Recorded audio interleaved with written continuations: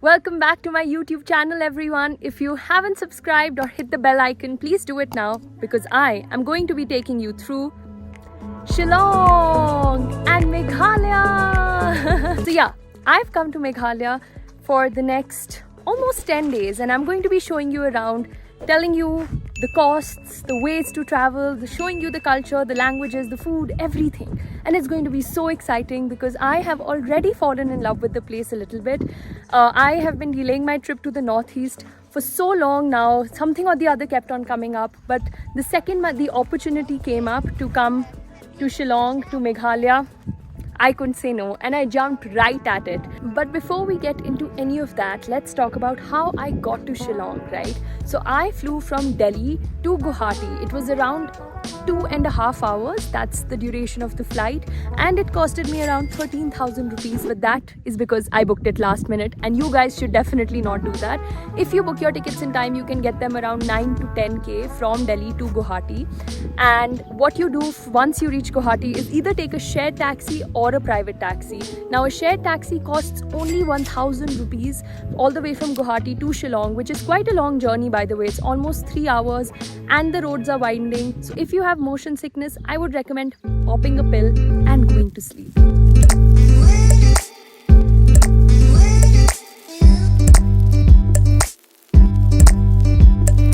Hey everyone, so we just checked into our homestay here in Shillong.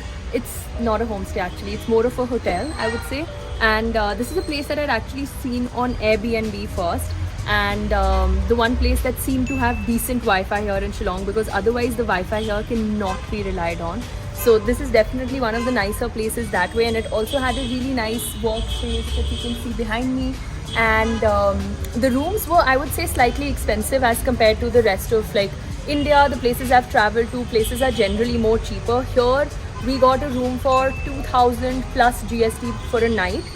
Split between two people, so it makes it more economical. But if you're traveling solo, then I don't think it's a very economical option to book it out for a longer duration just by yourself, right? 2k is too much. The food is priced very nominally though, so I think everything is around 30-70 bucks, like, you know, a very normal dal, and it serves two people, so that way it's super economical. But when it comes to the rooms, and the room that we also had was very basic. The Wi-Fi was decent, I would say, like I said. So if you have like basic work that you need to do in terms of like maybe a few calls a day or just general surfing, it's okay. But if you need really high speed internet, I actually do need high speed internet because I need to surf the internet all the time, and my friend did too, like, you know, to take calls and stuff like that. And I think that then becomes a slight problem. So that needs to be kept in mind, but I think that's for the whole of Shillong. So I wouldn't particularly recommend a vacation of sorts here. Maybe for a day or two to work is fine. So yeah, that's my homestay and it's quite pretty from the background if you see. So we started our journey this morning and we've just got to a small village from where we left Shillong. We started at around 7 a.m. today. And I have with me Nick here, who is our guide for the day and who's going to tell us what we're going to be doing today. So, hello people. So yes. Yeah, we are going to Moling Bana. Moling Bana, and where we are going to do all kind of water activities out there. We're going to jump in the river and definitely you're going to find it out. It's going to be amazing. So I won't tell much about here. Right now. You better go to the place and see it for ourselves. And are we also going to the cleanest village of Asia today? Not today. Okay. But tomorrow. Tomorrow. So that is tomorrow. And how do you pronounce that? I've always been very confused. Mawlin Nong. Mawlin Nong. Mawlin Nong, and today we are going to Moling Bana.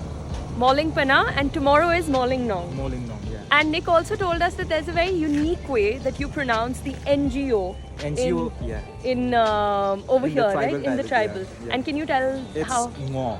No. Ngo. No. It's Ngo, yeah. No, okay.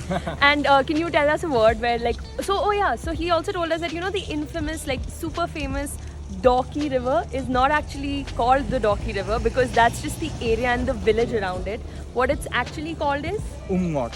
Umngot River. It's called Umngot. Actually, Dauki became so famous that people, you know, started believing that Dauki is the river. And most of the tourists come and they look for like, where is the Dauki River? Where is the Dauki River? You know, but it's not like that. Yeah. There is no Dauki River. It's Umngot River. Umngot River. I'm very excited to stay with Nick the whole day because he has so many interesting stories to tell us. Okay.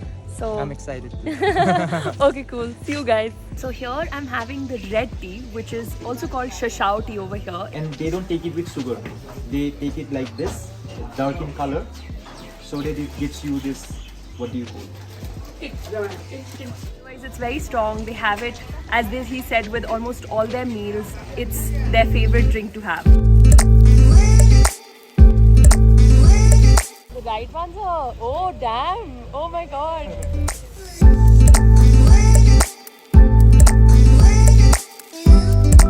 Okay, so now we're at Molingvana and this is the situation. We're basically going to swim to the Umkong Lake. I hope I'm not butchering the name, but I will write it here. So we're going to be swimming there and we've all just gotten ready. I have my pink bag which I carried. I think this is a very good thing to carry here if you're traveling, so make sure to get this. And otherwise we're just in our bikinis and now we're going to go into the forest and then swim.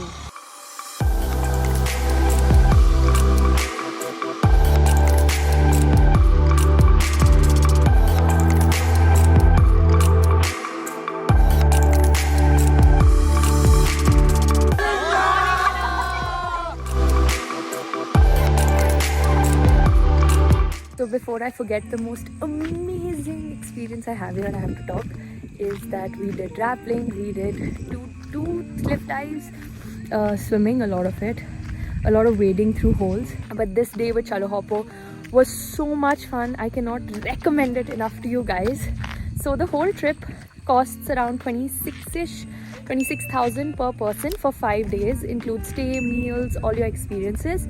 And then you can obviously book this doesn't include flight tickets, of course, but I highly recommend this. And now we're finally headed towards eating lunch, which I'm so excited about. I don't think I've ever felt this hungry, and I think everything I eat right now is going to taste brilliant. So I'm eating some mulberries that have been freshly picked out of that tree right there, and it is so good. Like the ones that are black and that are fully ripe are the best things I've eaten. So good.